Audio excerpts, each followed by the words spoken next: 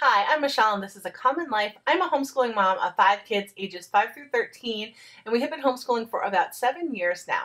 And I started this series just to share some homeschool tips and hacks with you as you walk down this busy, long road of homeschooling. Today I'm sharing with you tip number 3. If you would like to see the previous tips, I will link to that playlist up above for you. But tip number 3 is one way to kind of just simplify your homeschool. I am all about simplifying everything right now, but especially my homeschool. And I would recommend in those early years, kindergarten through even 4th grade, just to really focus on reading, writing, and math. Now, I'm not saying only do reading, writing, and math, but make those your priority.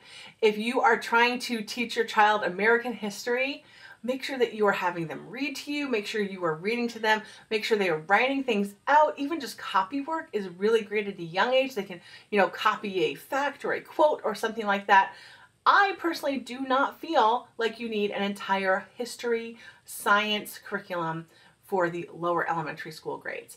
I think that as long as you have some really good books about lots of great topics, if you read those to your children or have them read them to you, or even, kind of go back and forth where you read some and they read a little bit as they're still learning, and then, have some little activities or crafts or drawings or some writing that you can do, like I said, quotes or something like that. That's really all that you need.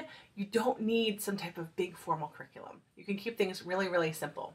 Obviously, you do need a math curriculum. Now that can be anything from workbooks to teaching textbooks, which is what we use. I did a video all about it. We love it. My boys are excited to do math every day. So I will link to that up above so you can check it out.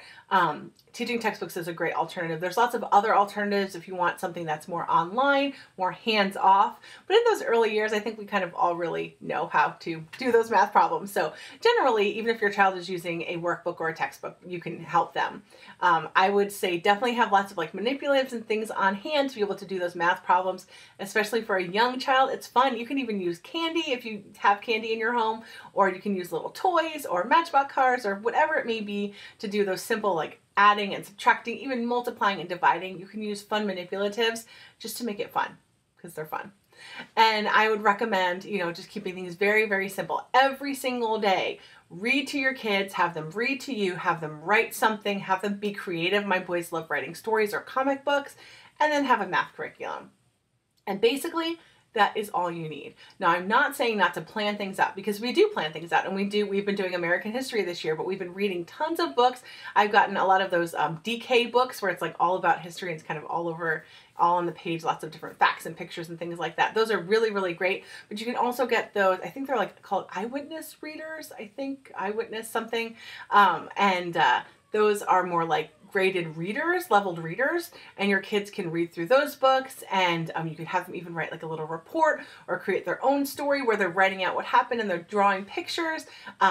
One thing that we really like to use that we just started using this year for the very first time are the Draw Right Now books. Those are fantastic. And so I really like using those, especially for the younger grades, because they're writing a lot, they're working on their handwriting, and you can incorporate those with a history book. We read a story about Christopher Columbus, and then I had them do the Draw Right Now page that corresponded with that. So it's easy to incorporate, whatever other subjects you want, music, art, history, science, whatever it may be, but just make sure that the most important thing that you are working on is reading, writing, and math, and everything else will fall into place.